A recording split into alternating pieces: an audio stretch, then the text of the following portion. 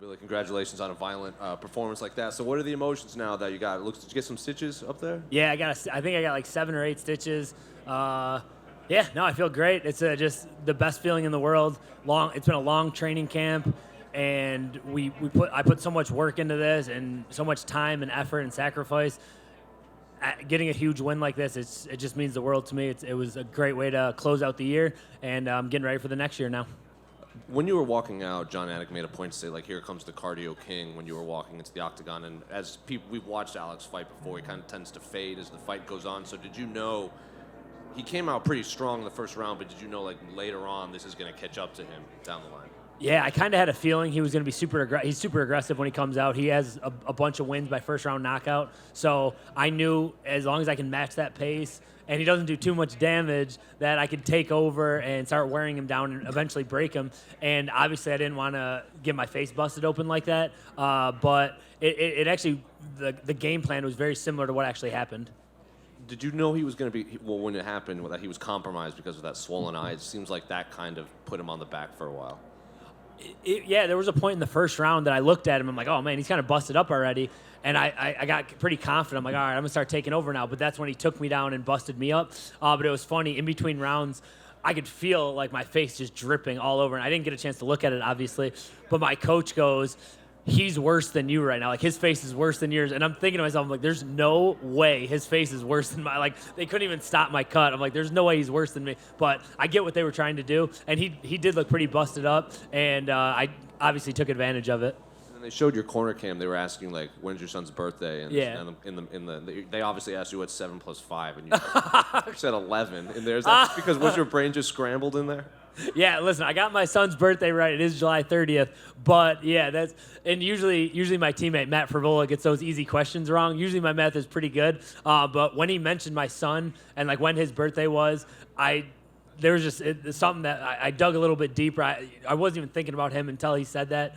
And then I didn't even care about my cut. At that point, you have to kill me to beat me, and I knew he wasn't ready for that. So this is your new son, right? So was it different this camp at all? And now that you have one, knowing that you're a new dad? Yeah. I'm a father of a 4-month-old, if you can tell by the birthday. Yeah, it was my first son. It was it's changed my perspective quite a bit.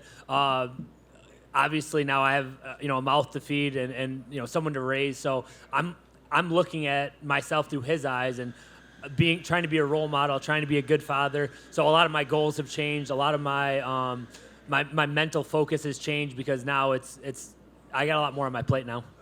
Last one for me. You have to wait for these stitches to heal, but when do you want to get back in there after this long layoff? Yeah, so I've had it's been a tough year. I was supposed to fight Bill Elgio earlier this year, had an injury, so this was my first fight of the year. So I needed this one. I put a lot of pressure on myself to end the year strong, and I had one chance to do it. So I'm happy to get the win.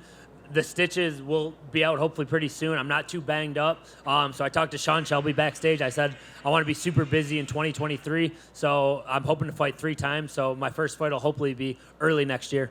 Are there specific names you want, or just whoever they bring to you? Well, Nate Landwehr called me out. I think I'm a little bit past him, but he can get it whenever. If they want me to fight Nate Landwehr, sign me up. There's some other guys. Top 15 sounds really good, too. I know I can compete with some of the top guys in the top 15, if not everyone in the top 15. So I just turned 34 2 days ago. So I'm in my prime right now. I got off to a little bit of a late start, but I'm ready for the top guys in this division. Thank you. Hey, Billy. Hey, what's up, Alex? Is it safe to say Daddy Billy Q is a mythical fighter? Yeah, Daddy Billy Q, Billy the Squid, Billy. I got a lot of nicknames. No official nicknames yet, but yeah, Daddy Billy Q definitely helped me get through that fight tonight. That's awesome, man.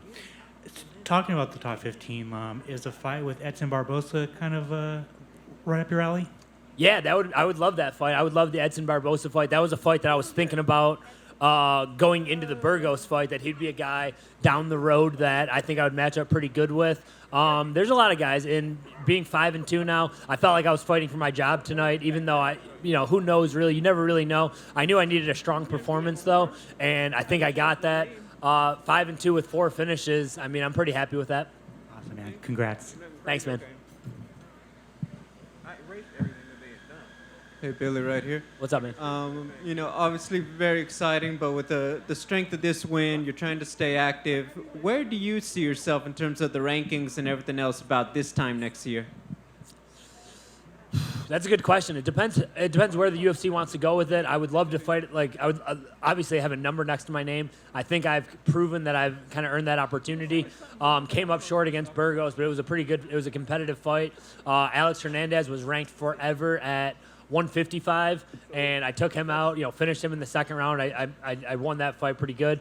So we'll see. I got a lot of opportunities. I think I'm in a good spot in the featherweight division, and we'll see what the UFC wants to do. I rarely say no to fights, so we'll see what happens.